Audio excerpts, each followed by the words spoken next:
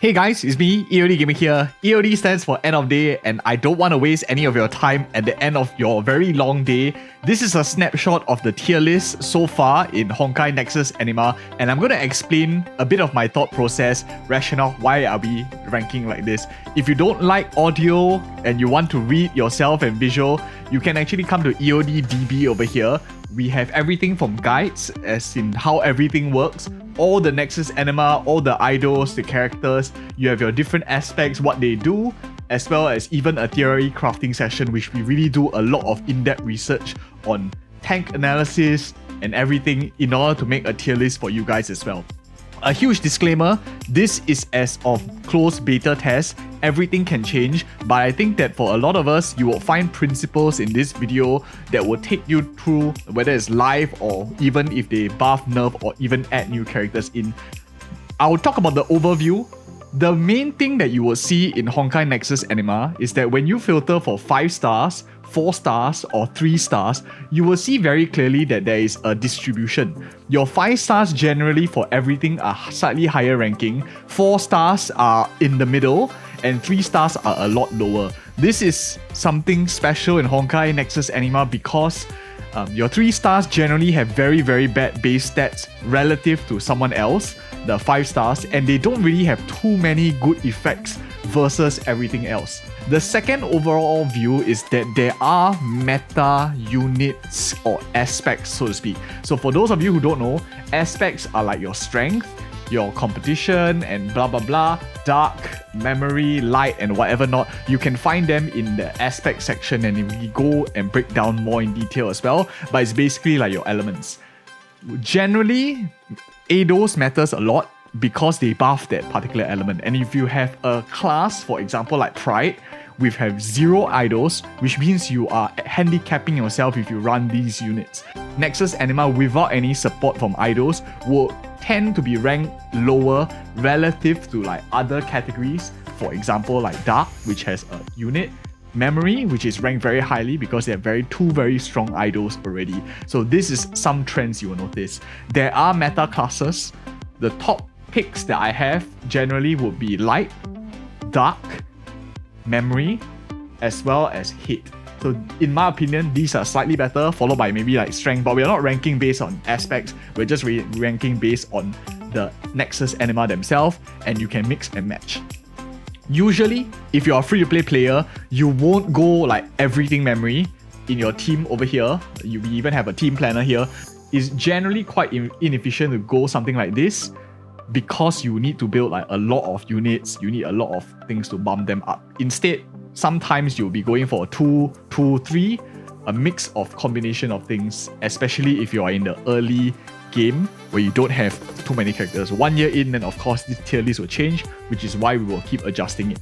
So now let's jump into the unit specific, and I want to talk first and more in depth about the top picks, and then I'll briefly go over through like some 5 stars that are notable or other meta stuff that's going on. So the top picks that I have, and I rank this based on versatility and taking into perspective that you are a new player, you don't have every single 5 star in the game, so you can only have or select a set number. Granted, a lot of them are going to be free to play, so you might be focusing or wanting to focus more your energy or resources more into the Eidos. Whatever it is, I will give you the best opening play like chess, the best opening which gives you options to branch into so many different things, and that is how I rank my top pick. My biggest and like probably top tier recommendation is to build Camp Corgi. He is free, or it is free. You can, as you finish some of the game modes, Apex Club in the closed beta, he was given for free. He is super strong. He has crowd control, he has solid damage, and he basically plays into any team as a flex pick. You can play him solo without even going to the memory line at all, and he still offers a lot of stun and a good amounts of damage, physical damage as well. Or you could play him in a triple memory that allows him to proc his skill twice every time a memory unit casts, which allows him to stun even more and do a lot more damage as well. The best part about it is memory has very strong teammates. So if we just go over here and filter memory, you can see that a lot of them I have ranked at a much higher tier, because you have 2 memory Eidos and both of them are very strong. At the same time, the peers in the memory bucket do a lot. I will talk about the next one shortly, but Chem Corgi is definitely the top pick and probably one of the most flexible units. Is a must build. Eventually, if you PvP with friends, also going to be useful there, but PvE, so strong. What a solid unit. Since we are on the topic of memory, I will finish up memory first, which we go on to the next one, is Chinicho.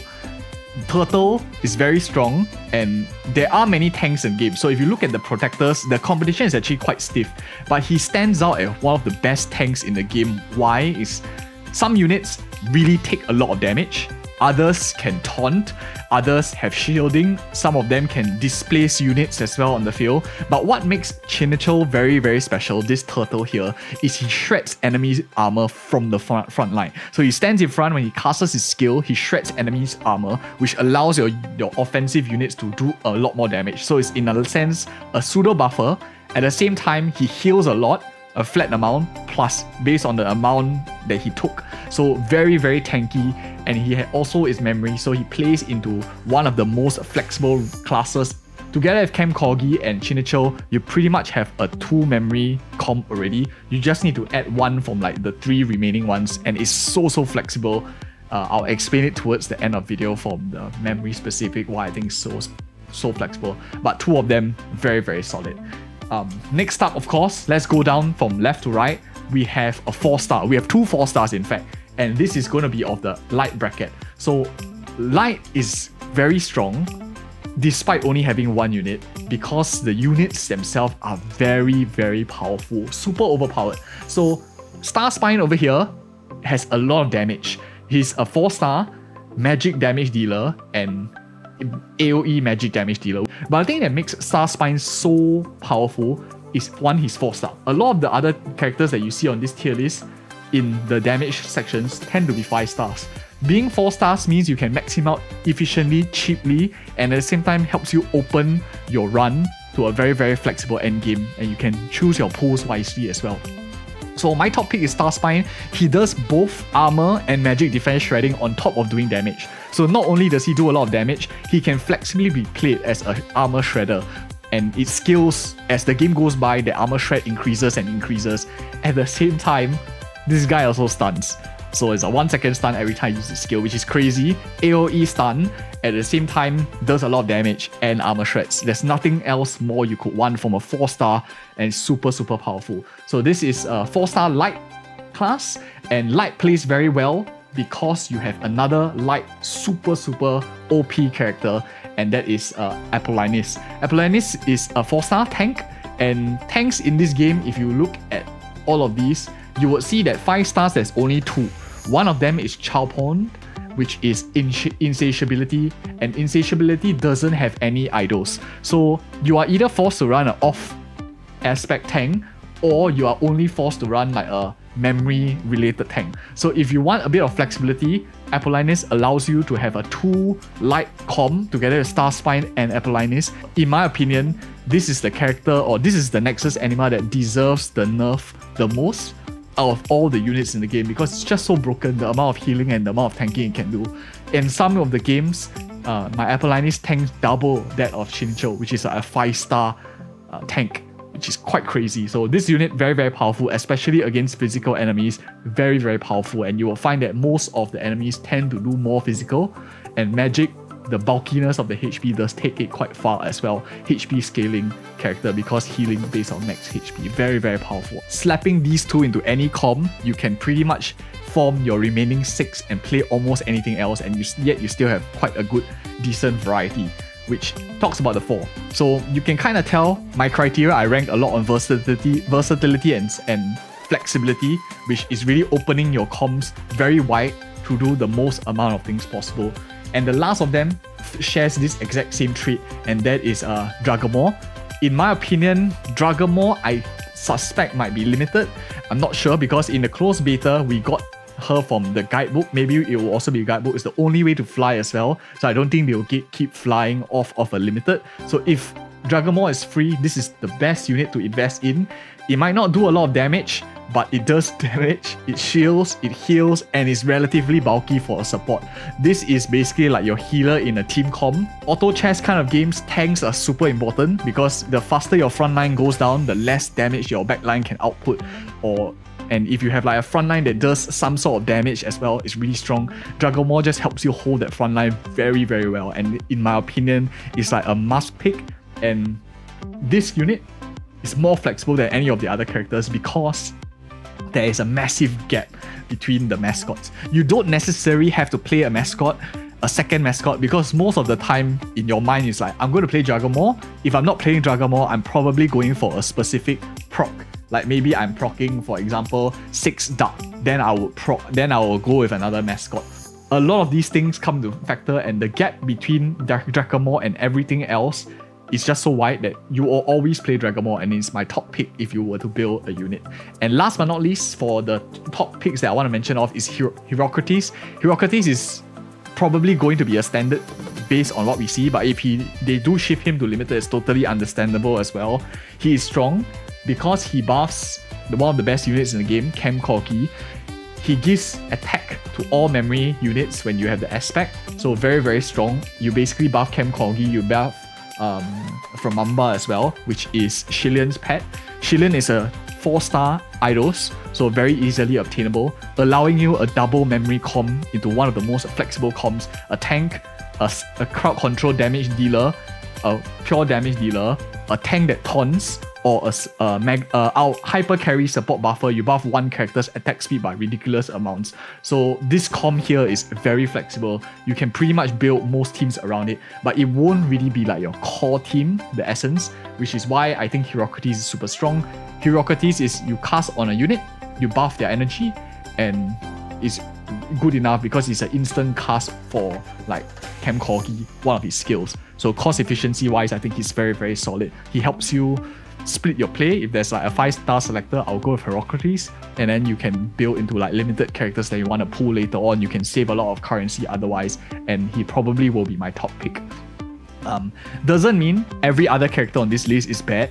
It just means that this is a more favored way to play versatility and saving currency. In fact, a lot of the times I find that Dark is probably one of the most strongest in terms of output because of how fast they are. This is a meta team. 6 Dark is very, very strong, especially in the very, very early game, or you need to burst.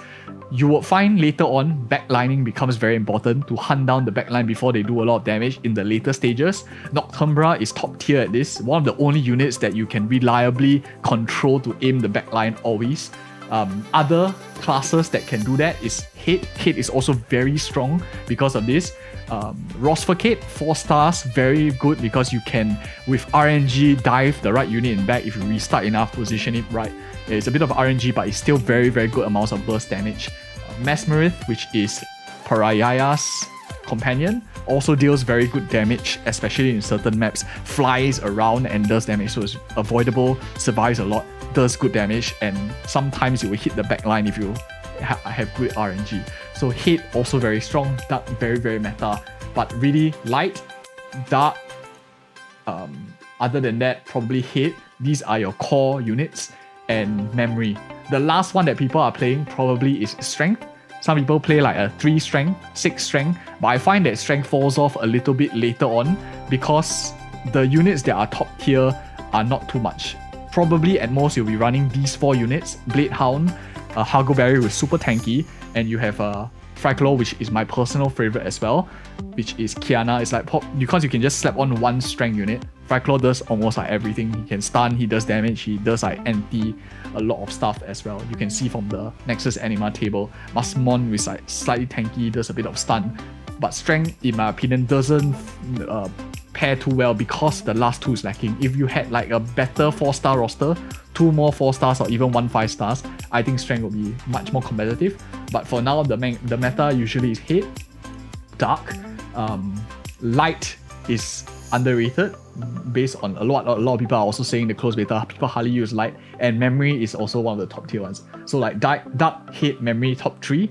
and then the rest of them fall in place. I think light is, in my opinion, also up there as the top few, despite only having one. So we might have one more depending on what they want to release the limited or future units are. But that's just a quick summary of guides. We didn't pluck this out of thin air, to be honest. We actually have a full-on like theory crafting where we crunch numbers, a lot of testing to really give you these kind of like data. And after tons of testing and whatever not, and I have them all on this site, you can check them out at EODDB.com. We came out with this tier list. Again, it's subjected to change because the beta always, they will have buff and nerfs, but this gives you a framework of how to think and how to rank characters and how to pick as well. And if you don't touch these characters, they are top pick. Otherwise, if you're too lazy to think about all of that, we will be doing more videos whenever they do a revision. And you can always check back at this site. It's like your cheat sheet. You can join our Discord. You can chat us up. I'll give you more information there as well. But anyways, guys, thank you guys so much for watching, your attention, and see you guys in the next one.